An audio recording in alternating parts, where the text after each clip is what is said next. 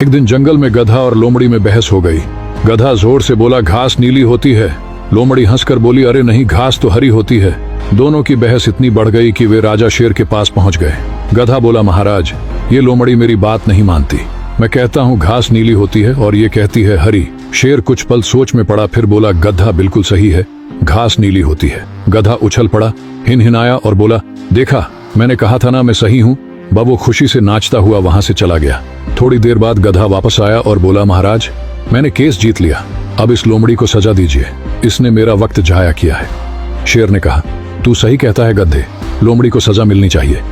फिर शेर ने लोमड़ी की ओर देखा और बोला, लोमड़ी, अगले 3 दिन तक तू चुप रहेगी, यही तेरी सजा है। लोमड़ी ने सिर झुका लिया, कुछ नहीं बोली, बस शांत खड़ी रही। गधा फिर हिनहिनाता हुआ चला गया, जैसे कोई बड़ी जीत हासिल कर ली हो।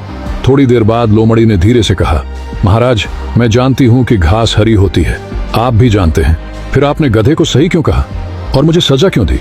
शेर मुस्कुराया और बोला, लोमड़ी, सजा घास के रंग की नहीं थी, सजा इस बात की थी कि तूने गधे से बहस की। कभी भी ऐसे लोगों से बहस मत करना जो सच नहीं, बस जीतना चाहते हैं। लोमड़ी ने सिर झुकाकर कहा, आप सही कहते हैं महाराज, अब मैं समझ गई, हर जवाब जुबान से नहीं, कभी कभी चुप रहकर भी दिया जा सकता है। शेर ने सिर हिलाया और कहा, जो मूर्ख से बहस करता है वो खुद अपनी समझ पर शक कर बैठता है। और उस दिन के बाद लोमड़ी ने किसी गधे से बहस नहीं की, क्योंकि उसने सीख लिया था कि हर सच्चाई साबित करने लायक नहीं होती।